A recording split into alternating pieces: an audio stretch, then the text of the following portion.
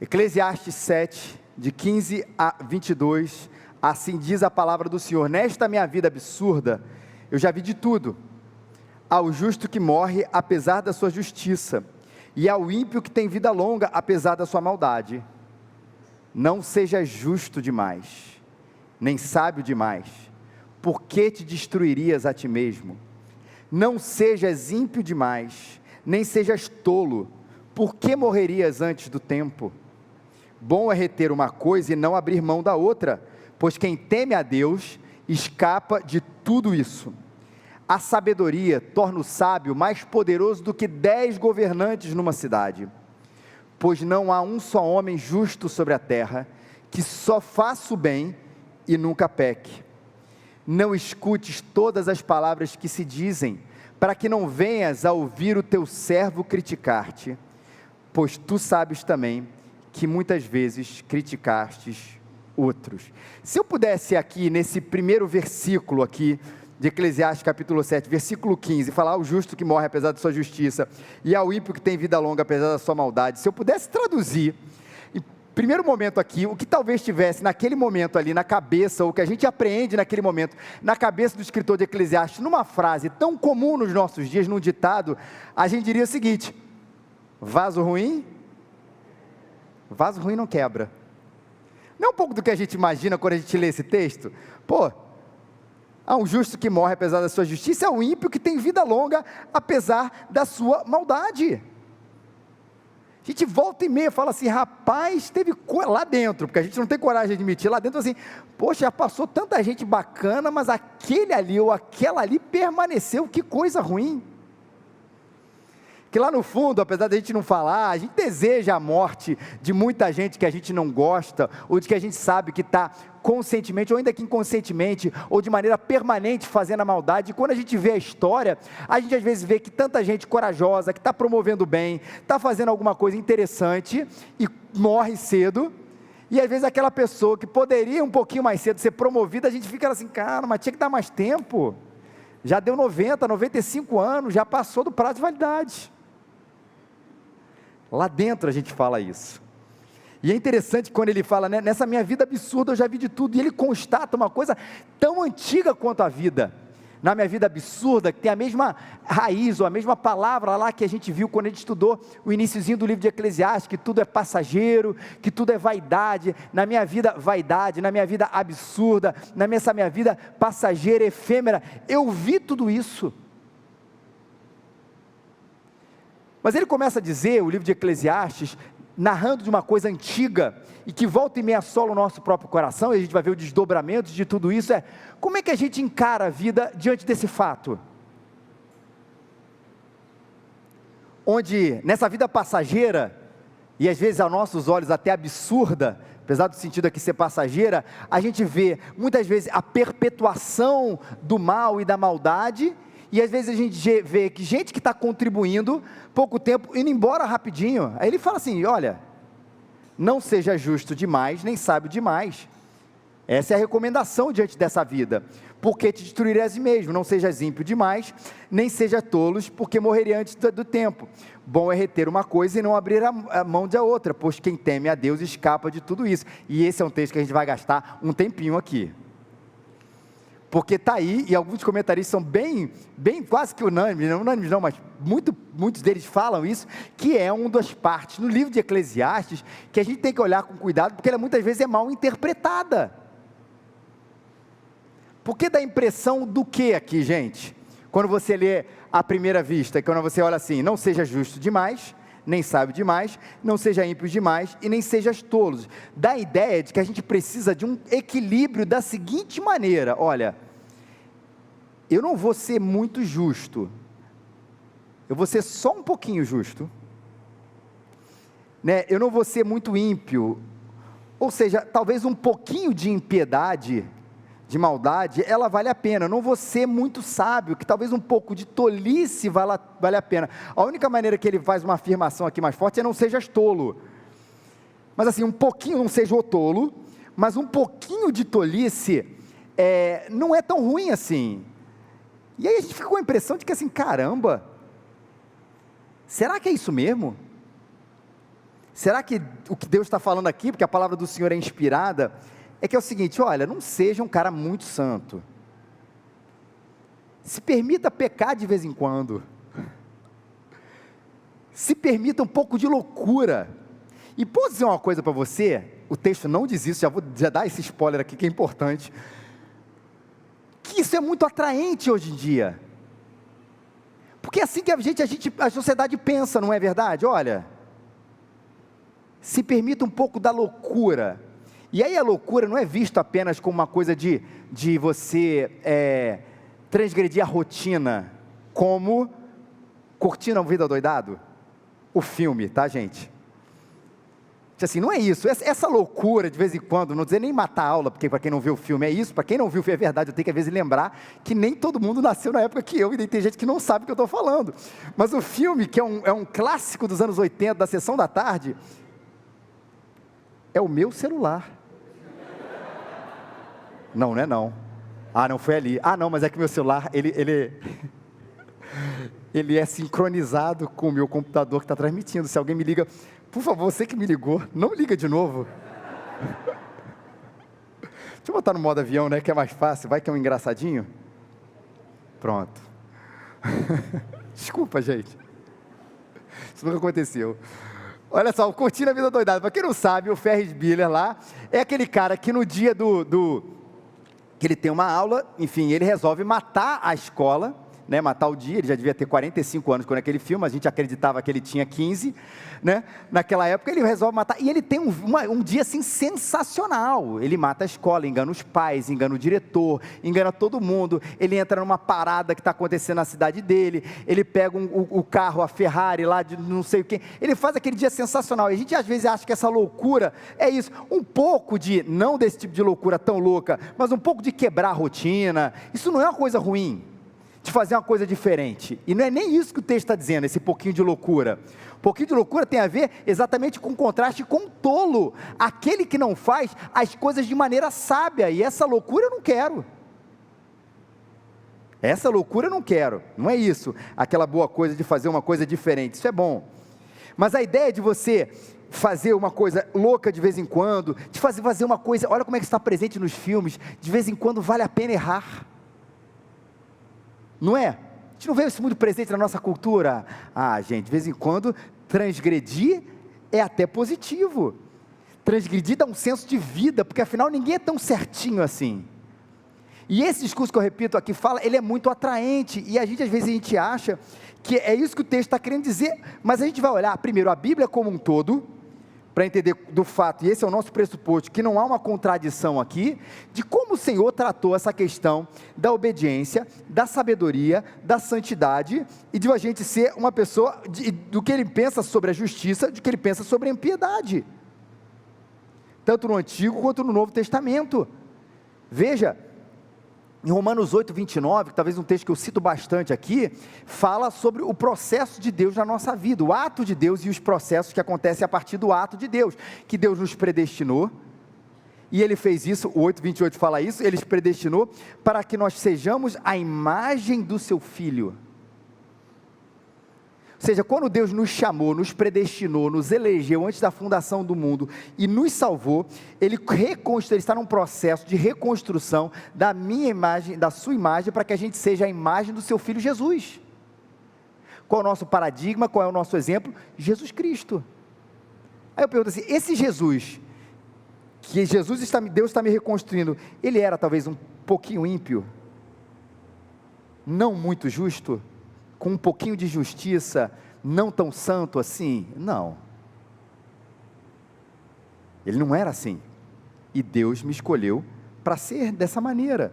Efésios 1,4, Deus nos escolheu antes da fundação do mundo, para sermos santos, olha a palavra, irrepreensíveis na sua presença. Não cabe impiedade, ou aceitar a nossa impiedade como uma coisa prática na nossa vida. Pedro diz o seguinte na sua carta, na primeira carta: como filhos obedientes, não se deixe amoldar pelos maus desejos de outrora, quando vocês viviam na ignorância. Então existia um tempo que a gente achava que a coisa era um pouco assim, né? Um pouquinho de justiça, mas um pouquinho de justiça, um pouquinho de maldade, um pouquinho de bondade. Não se amolde nesses desejos. Você viveu assim na época da ignorância. Mas como é santo aquele que os chamou, sejam santos vocês também em tudo que fizerem, pois está escrito: sejam santos porque eu sou santo. Ou seja, todo o tempo o Senhor está chamando a gente para que a gente possa compartilhar da santidade de Deus, ou da justiça de Deus nesse sentido, na nossa própria vida. Aí você diz: mas talvez isso é Novo Testamento, Felipe. E no Antigo Testamento, e especialmente no livro de Eclesiastes, onde essa frase aqui toda está inserida. Olha quantas vezes o conceito de temor a Deus está presente no livro de Eclesiastes. O final dele é isso: de tudo que você tem ouvido, o fim é: teme a Deus, guarda os seus mandamentos, porque isso é dever de todo homem. Teme a Deus e guarda os seus mandamentos. No fim, ele explica: é isso aqui. E o livro de Eclesiastes, porque como na multidão de sonhos há vaidades, capítulo 5, mas também há muitas palavras, mas você teme a Deus. Eclesiastes 3, eu sei que tudo quanto Deus faz durará eternamente, nada se lhe deve lhe acrescentar, e isso Deus faz para que haja temor diante dele. Eclesiastes 3 ainda: eu disse no meu coração, Deus julgará o justo e o ímpio, porque há um tempo para todo propósito, para toda obra. Olha a diferenciação, que existe o justo e existe o ímpio, e o julgamento de Deus diante da justiça tem piedade. Então o próprio livro de Eclesiastes está falando desse temor constante que a gente tem que estar de Deus, onde não há espaço, gente, para um pouquinho de impiedade, não há um espaço para só um pouquinho de justiça, mas o que há o espaço é nessa reconstrução de Deus no nosso coração. Quando Cristo é o centro da nossa vida, Ele nos salvou para que a gente seja conforme a imagem do seu Filho, e a gente tema a Deus. Isso significa reverência, amor e obediência. Porque temor a Deus não é apenas dizer assim: olha, Ele existe, Ele é legal, Ele é amor, que bom, eu respeito a ideia de Deus. Não é isso. O chamado bíblico é um chamado para a submissão, é um chamado para a obediência, é um chamado para andar com esse Deus maravilhoso. Ok, Felipe, então o que ele quis dizer? Vamos aplicar, ou vamos nos fazer entender a partir de um outro texto de sabedoria, que é o texto de Provérbios, que talvez explique, ou que explique o que Salomão quis dizer aqui, quando ele falou principalmente da gente, dessa questão da sabedoria e da justiça. Se você procurar lá depois, Provérbios 3:7, ele diz assim: não sejas sábio aos teus próprios olhos. E aí a gente começa a entender: olha, se a Bíblia não está chamando a gente para ter um pouquinho de bondade, um pouquinho de maldade, né? A gente não é 100% bom, a gente não é 100% mal, então a gente tem que ter um pouquinho de uma coisa ou outra, para que a nossa humanidade, ela floresça, não é isso? O que ele quer dizer aqui para a gente não ser sábio? É não ser sábio aos seus próprios olhos. Walter Kaiser, que é um comentarista desse texto, ele faz uma proposta de tradução e de entendimento, quase como uma paráfrase, para a gente entender o texto da seguinte maneira. Eu acho que é muito bacana isso: não multipliques a tua justiça, nem queiras, ele fala, dar a impressão de que és sábios aos próprios olhos, porque te destruirias a ti mesmo. E não multipliques a tua perversidade, e não sejas um tolo, porque morrerias fora do tempo. Ou seja, não queiras dar a impressão de que você é sábio aos teus próprios olhos, de que você é justo aos teus próprios olhos, porque uma saída diante da injustiça desse mundo, quando a gente não olha para o nosso coração, que é o que o texto vai enfatizar bastante, é tentar viver numa arrogância. Eu sou mais santo do que você. E o texto, eu já vou falar, porque depois eu vou enfatizar mais, o texto já diz: não há um justo sequer um. Não há. Só que às vezes, a gente começa a entrar nesse caminho de ser mais justo do que a justiça, mais santo do que a santidade, e numa arrogância que faz uma diferenciação, como se houvesse um grupo da qual você não pertence. E todos nós pertencemos ao grupo dos injustos. Vou lembrar aqui o nosso pacto que a gente tem falado aqui dominicalmente quase. Nós somos do grupo dos pecadores anônimos, que nem são tão anônimos assim. Toda semana, a gente tem uma reunião semanal coletiva, onde uma das coisas que a gente faz, que a gente acabou de fazer, o Luiz Paulo orou, é confessar os nossos pecados. O problema está aí, quando eu olho esse texto, que eu olho para esse texto e falo, rapaz, o que eu vou falar agora? Eu só tenho elogios a mim mesmo. Momento de confissão dos pecados, Senhor, a gente vai lembrar da parábola de Lucas, né? A história que Jesus conta, na verdade não uma parábola, a história que Jesus conta de um homem que orou, Senhor, muito obrigado, bateu no peito e orando de si para si mesmo, muito obrigado, porque eu não sou como aquele pecador. Jesus contou essa parábola para enfatizar essa coisa, não seja sábio aos seus próprios olhos. De vez em quando a gente olha, rapaz, ainda bem que eu não sou como fulano, ainda bem que eu não sou como cicrano, ainda bem que eu tenho essa minha justiça própria tão aguçada, que no momento da confissão de pecados, eu confesso o pecado dos outros. Senhor, perdoa a Rafaela.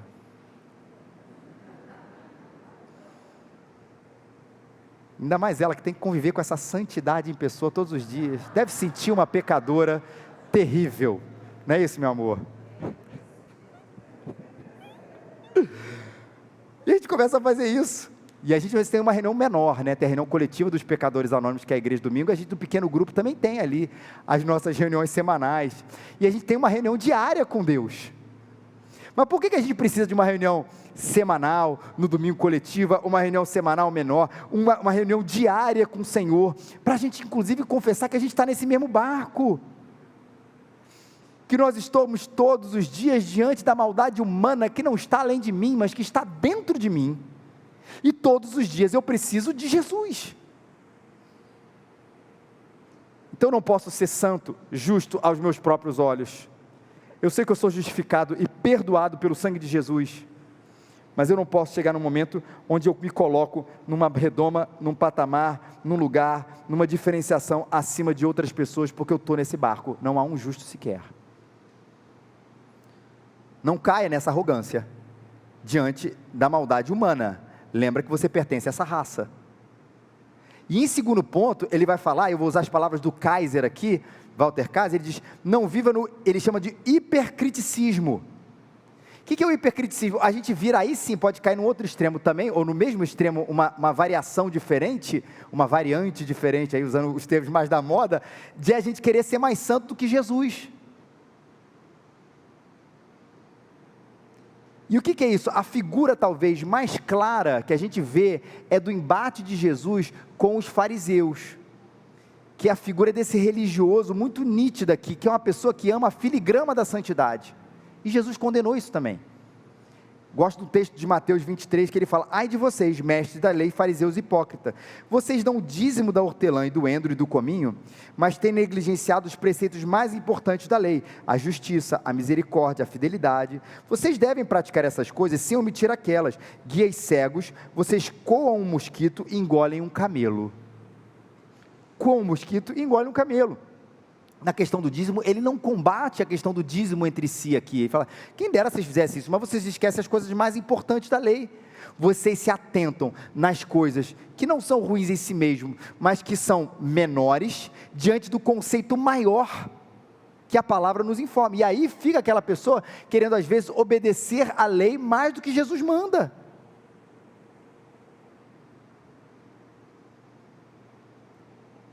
Ele diz, cuidado com esse extremo, cuidado você querer ser mais santo do que Jesus, o hipercriticismo, cuidado você se colocar diante da maldade humana, de querer ser mais santo do que os outros, no sentido de que você se considerar mais santo do que os outros, enquanto eles são, você é e os outros não são, porque você está no mesmo barco da humanidade, mas também não entra no outro extremo, que assim, cara, sabe de uma coisa?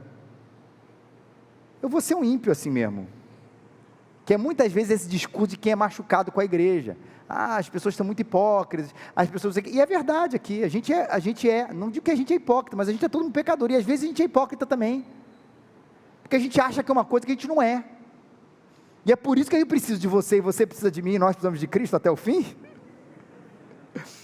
para a gente se dizer um para o outro, cara, baixa a tua bola, espera aí, as coisas não são assim não, você está se achando muito, e a gente se exortar a isso, em amor, mas que o discurso não seja assim, sabe de uma coisa, como na igreja todo mundo é pecador mesmo, e é verdade, notícia nova que não é, eu vou ser um ímpio, não é isso, ou entrar no barco da impiedade, já que inclusive, olhando para a vida, muitas vezes a impiedade ela permanece enquanto a justiça ela morre, eu vou caminhar por esse lugar, e não é isso. O reforço aqui da diferenciação entre alguém que conhece a Deus e não conhece a Deus, não seja um ímpio. Só para você ver como exemplo de como o Senhor quer, eu falei lá dos textos anteriormente, mas vou usar um exemplo mais específico, de como Deus quer reconstruir a gente na imagem e semelhança de Deus, para que a gente se afaste da impiedade, e a gente se afaste também da hipocrisia, e a gente se afasta também nessa arrogância. Vou usar o exemplo clássico aqui, mas acho que vale muito a pena a gente lembrar o contexto aqui. Todo mundo aqui sabe da história dos 10 mandamentos. Ainda que você nunca tenha entrado numa igreja evangélica na sua vida, você já ouviu falar dos 10 mandamentos. Pelo menos o primeiro, que eu sempre me assusta, quando alguém pergunta assim, sabe os 10 mandamentos? Diz não matarás. Sempre me assusta assim, a gente saber logo esse primeiro, parece que é um instinto. Esse é o que eu tenho que controlar em primeiro lugar. Mas por que os 10 mandamentos aconteceram? Qual era o contexto? Para quem não lembra, para quem não conhece a história, existia um povo, que era o povo de Israel, né? E ele ficou, durante muitos anos, ele ficou escravo, ficou preso por um império chamado Império Egípcio, ficou preso no Egito, escravo, ali. E durante muito tempo, a gente trabalhou até muito esse conceito lá em Zacarias, né? Durante muito tempo, não tinha a ver com o Egito, era outro império, mas essa mesma realidade, durante muito tempo, você convivendo com aquele povo, você sendo escravo com aquele povo, você começa a fazer o quê? Se acostumar com aquilo ali. É um povo, o povo de Deus, durante muito tempo, aqueles anos todos ali sendo escravo daquele tempo, daqui a pouco você começa, essa divindade é normal, ela é bacana, tudo isso começa a acontecer dentro do povo do Senhor, do coração das pessoas. Deus tira o povo do Egito. A história da passagem do Mar Vermelho, ela conta isso, né? É uma das, talvez culminando ali no ápice dessa história toda. Ele tira o povo das 10 pragas, tira o povo do Egito, abre o Mar Vermelho, ele passa ali, o povo começa a caminhar em direção à terra prometida, a terra de Canaã. Mas o trabalho de Deus não era apenas de tirar o povo daquela escravidão e falar assim, agora vai para uma terra e habita lá. O trabalho do Senhor era o trabalho de trazer para o povo, né, o conhecimento de Deus, quem era esse Deus que havia tirado eles do Egito e qual era a sua ética. Até porque uma coisa não está desassociada da outra, ela é indissociável, não existe Deus e a ética de Deus. Existe um Deus que pelo seu próprio caráter, ele é ético. Eu sempre digo isso, Deus não tem uma ética, né, um mandamento, a gente tem. Rapaz, se eu pudesse, né, eu sempre digo, se eu pudesse eu não pagava imposto, mas eu queria que todo mundo pagasse, porque é uma coisa alheia a mim, mas não existe com Deus isso, olha, eu abro mão disso porque eu sou Deus, não, a ética de Deus, e o caráter de Deus, e os mandamentos de Deus fazem parte da sua própria essência, então elas são indesassociáveis do seu próprio caráter. Então, quando Deus fala quem Ele é, e que se revela, e que fala da sua própria santidade, e Ele está nos 10 mandamentos, tentando fazer o quê, gente? Né? O pessoal sempre fala isso, né? Uma frase muito repetida, eu vou dizer aqui, a salvação nos tira do Egito, e a santificação tira o Egito da gente. O que eram os 10 mandamentos? Olha, eu tirei vocês do Egito, agora eu quero tirar o Egito de dentro de vocês. Então, vocês não podem ter outros deuses diante de mim, fazer a imagem, o furtarás, o falso testemunho, o assassinato, o cobiçarás, e tudo aquilo, ele está dizendo assim, vocês viveram debaixo dessa ética, ou debaixo dessa realidade, eu quero reconstruir para que vocês vivam debaixo da minha realidade, de quem eu sou. E por isso ele diz, não sejas um ímpio, você foi tirado do Egito, para viver de acordo com a minha vontade. Aquela história continua sendo a nossa história. Então o versículo 18, ele dá essa solução aqui para a gente, né? Bom é reter uma coisa e não abrir mão da outra, pois quem teme a Deus escapa de tudo isso. É não viver aqui no hipercriticismo, não viver aqui na impiedade, não é viver de maneira se achando mais santo do que qualquer outra pessoa. Ele está falando, não se entregue, e não vire o sábio perfeito, que acha que está acima disso tudo. O que você precisa fazer, e ele dá a solução isso, é teme a Deus e escapa de tudo isso. Retenha o não ser justo, sábio demais aos seus próprios olhos. Não abra mão de não ser ímpio. Mas como eu faço isso tudo? Eu temo a Deus, que eu consigo escapar disso. Por que essa ênfase aqui, tanto no temor, para escapar dessas duas referências aqui? Por causa dessa palavrinha que eu falei aqui, adiantei, referência.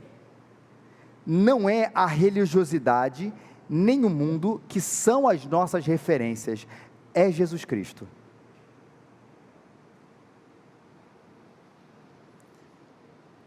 Por quê? Se o status quo religioso está dizendo, status quo religioso, não a palavra do Senhor, olha, você não precisa cuidar das pessoas, viva a sua vida espiritual, a sua caminhada com o Senhor individualmente, na sua individualidade. Crente é tudo assim mesmo, fofoqueiro, quem é que não faz? Não precisa ser generoso com quem está necessitado, se apega ao poder político para a gente ter benefício. Se essa é a referência que às vezes a gente ouve por aí, não é essa a minha referência, porque a minha referência é o temor do Senhor. O status quo religioso está dizendo isso, mas se ao mesmo tempo a nossa cultura e o nosso mundo está dizendo, ouça seu coração, seja feliz, faz o que você quiser, Jesus é só amor e é só isso, é seu corpo, são as suas regras, liberdade, abra as asas sobre nós, não se importe com o próximo, mas poste na internet que você se importa com ele. Essa também não é minha referência. Ou seja, eu não temo a Deus, e não temo os homens, não no sentido de ter medo dele, mas no sentido da minha referência, da minha adoração, da minha idolatria. Eu adoro a esse Senhor, a sua referência, ele é meu referencial, sejam homens religiosos ou não. E com isso, por favor, eu não estou batendo no discurso anti-igreja. Esse discurso que diz assim, cara, a igreja não presta, só raízes. A igreja não presta, nenhum pastor presta, só eu. A igreja evangélica está totalmente corrompida, menos eu. Não curto nem um pouco isso.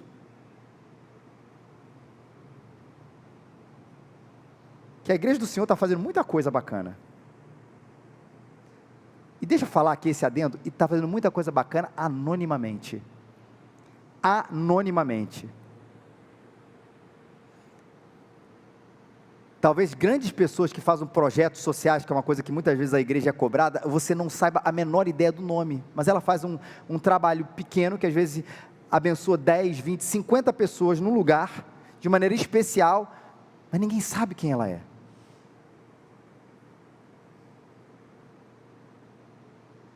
Talvez você veja muita gente sendo transformada, por gente que não é absolutamente anônima, e louvado seja o nome do Senhor por isso, mas sempre dá a impressão, porque a gente não tem tanto a nossa referência, como essa referência do holofote, de que não está acontecendo nada, e isso não é verdade. Deus está salvando muita gente, através de gente desconhecida. A igreja do Senhor Jesus tem crescido, tem abençoado pessoas nas suas múltiplas necessidades, e talvez pouca gente esteja sabendo disso, e a gente às vezes olha para o que não se faz, ou para aquilo que está no holofote, e a gente acha que existe uma não operosidade. Isso não é verdade.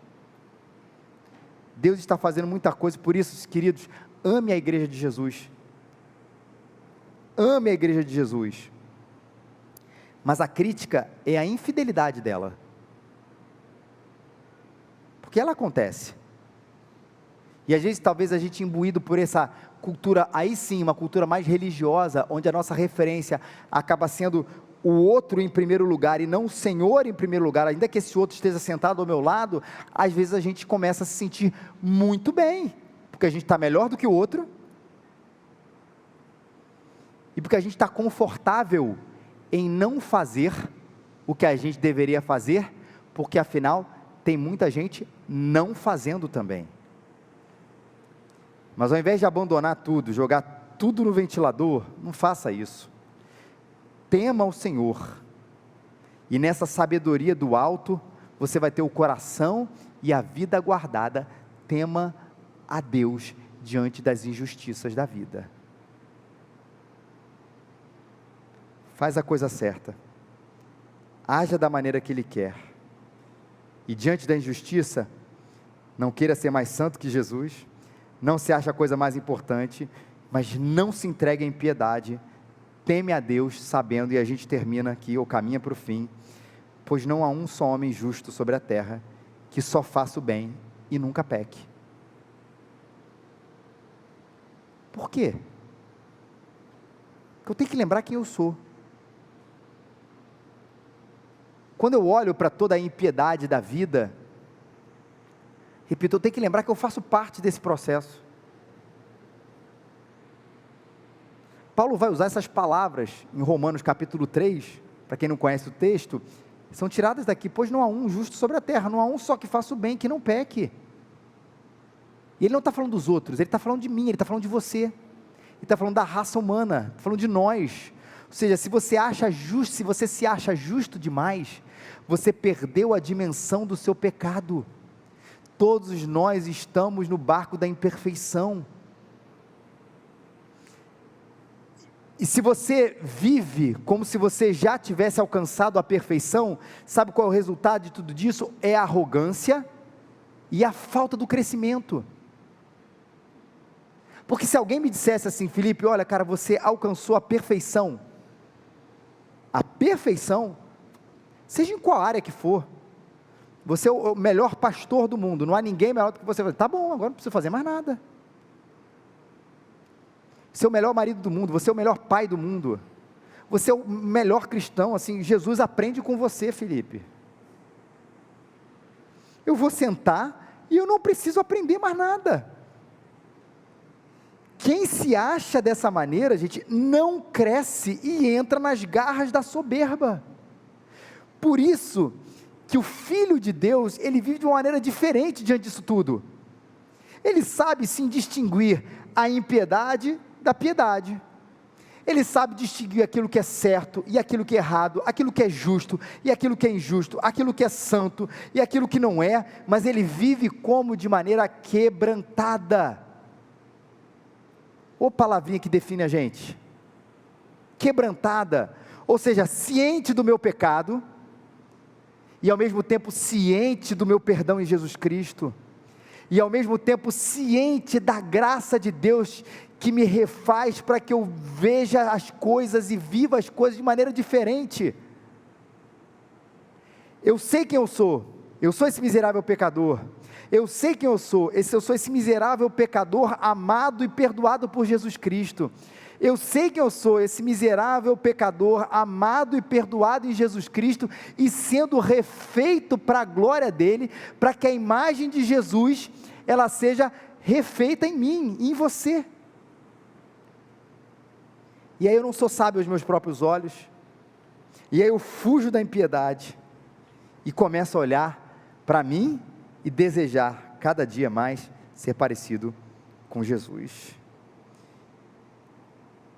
E quando eu olho as injustiças da vida, o justo que morre, o injusto que permanece, eu vou lembrar da verdade maior,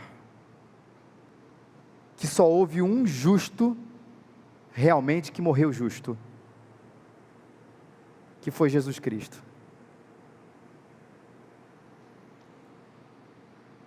E como isso fala a respeito do Evangelho? Eu sei, por favor, que há pessoas que fazem melhor ao bem da sociedade do que outras, e é isso que traz para a gente um senso de que essas pessoas que fazem o bem melhor do que as outras, em níveis de maldade, a gente poderia dizer, que essas pessoas pudessem permanecer mais tempo nos seus diversos cargos e lugares de influência, ou menores lugares também de influência, para que elas pudessem contribuir para um mundo melhor. E eu entendo essa primeira frase dessa maneira. Essa sexta-feira, nós vimos um filme novíssimo, essa é a referência nova, de 1946, quem não viu, vale a pena, hoje à noite, está no Amazon Prime, A Felicidade Não Se Compra. E é muito bacana o filme, que é um filme, claro que é um filme bem humanista, mas ele retrata Deus ali de alguma forma. Foi uma recomendação do meu primo, né? E eu vi esse filme realmente sensacional. Mas ele retrata, tipo assim, a ideia de um cara que achava que não contribuía nada e tudo. Eu não vou nem dar todo o spoiler para vocês. Mas ele, no final de tudo, assim, o que seria da vida sem você? E no final ele percebe o quanto ele ajudou tanta gente. Não é spoiler não, mas o quanto ele ajudou tanta gente, o quanto ele fez o bem para a cidade, de uma maneira anônima, pequena. E eu sei que esse é o conceito de justiça que às vezes a gente tem, e que é bom. Que na minha impiedade, e aí entra o fato, de que na minha imperfeição, eu possa ser uma pessoa que na minha imperfeição, eu vou repetir propositalmente, na minha impiedade, eu possa ser uma pessoa que consiga marcar melhor a minha cidade, que consiga melhor a minha família, que consiga marcar melhor a minha esposa, o meu marido, o meu prédio, o que for, as minhas micro coisas, porque tem gente também que acha que só assim, o cara só é benção se ele é profeta ao mundo. Sabe aquelas falsas profecias que a gente já sabe? Eu já recebi, aquela coisa, eu vejo que vocês serão profetas às nações. Cara, eu juro que eu me satisfaço em ser profeta ao bairro do Flamengo. E eu sempre digo que normalmente as nações são, né, irás para Londres, irás para Paris, né? Ninguém diz irás para o interior do Camarões. Ninguém recebe essa profecia. Mas enfim, que a gente possa ser, no sentido de que a gente possa ser sentido a nossa ausência, não porque nós fomos perfeitos, mas como o George Bailey, lá do Felicidade Não Se Compra, a gente possa ter feito pequenas ou grandes até diferenças em micro lugares, ou para alguns pouquíssimos em muitos lugares. Que a gente possa ser sentido isso, mas saiba que quando morre uma pessoa que faz o bem, um cristão, vou botar aqui um cristão que faz o bem, que prega o evangelho com fidelidade durante toda a sua vida, morreu um pecador, saiba disso.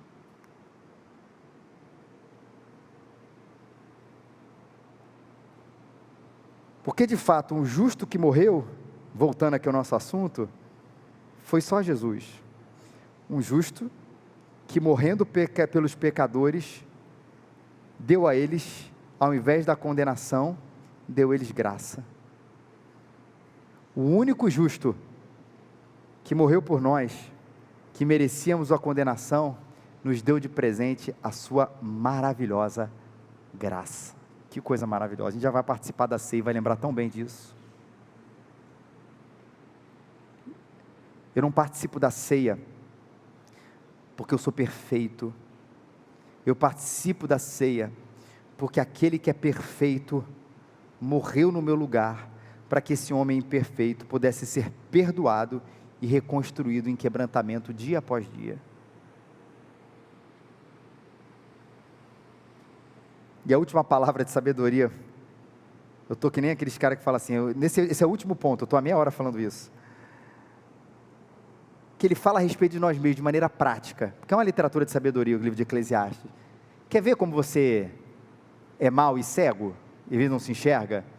Não escute todas as palavras que se dizem, para que não venhas ouvir o teu servo a criticar-te, pois tu sabes também que muitas vezes criticaste outros. É interessante que parece que é uma coisa prática, e os livros de sabedoria têm muito isso, né? Um aspecto prático aplicado, mas parece que assim, que isso está desconectado com tudo, e não está bem conectado com essa seção aqui que a gente acabou de ler. Uma olhada prática, não seja o super santo, que acha que o outro que outros são pecadores e você não é. Veja quem você é. E aí veja a questão da crítica, a crítica ácida. Quem nunca falou mal de alguém, quem nunca desabafou e depois pensou assim, cara, eu fui duro demais com aquela pessoa, mas na hora falou. Ou na hora você só pensou. Quem nunca fez isso, gente? Eu não estou aplaudindo esse comportamento, por favor. Estou falando da nossa humanidade. Onde a gente for sincero com a gente mesmo, a gente já foi muito mais ácido. Crítico, né? Aquela coisa, poxa, eu acho que essa crítica boa, né? A crítica construtiva que o pessoal fala, eu acho que isso é bacana, eu acho que isso podia melhorar. Não, a pessoa foi ácida com o outro. Mas muitas vezes a gente não ouviu. Porque falaram de nós para um terceiro, ou esse terceiro, ou essa outra pessoa, falou de si para si mesmo, no máximo ali na pequena família. Mas imagina que você tivesse ouvido isso, disseram isso de você. E não ouviu a sua retratação, depois que a pessoa falou assim, rapaz, eu falei isso mesmo dele, mas nunca perdi desculpa, acho que ele nem ouviu, e você ouviu, por acaso, aquilo. E o que vai ficar no final? A impressão final. Eu ouvi as pessoas falando mal de mim, sendo ácidas, e aquele senso de chateação. O que o texto está dizendo para a gente, não fica assim tão mal, sabe por quê? Porque a gente desabafa e fala mal do outro. Repito, não estou dizendo que isso é bom, mas quando a gente sabe olhar para a gente mesmo, a gente percebe que a gente também age assim. Quem nunca agiu de maneira exagerada, até má demais com a pessoa e falou palavras duras, olhe para você. Quando você ouve alguém criticar você, lembra que você também já disse ou pensou o mesmo tipo de crítica. E às vezes a gente fala assim, cara, eu só precisava desabafar. Depois fala assim, cara, fui duro demais, mas estava uma coisa aqui dentro. É não dar muita bola, porque da mesma maneira que você é mau, e fala mal dos outros, querendo ferir muitas vezes, querendo desabafar, querendo machucar em excesso, querendo vingar, o outro também faz isso a respeito de você. É um olhar para a gente. Não dá muita bola, porque você faz a mesma coisa, e às vezes a gente desabafa, e repensa a vida, e repensa o que precisava ser dito, porque justo, perfeito, com as palavras perfeitas, só Jesus, aquele que me salvou, para que esse injusto aqui fosse perdoado, e esse injusto aqui fosse reconstruído, mente e coração, para Ele e para a glória dEle. Que o Senhor nos abençoe, gente.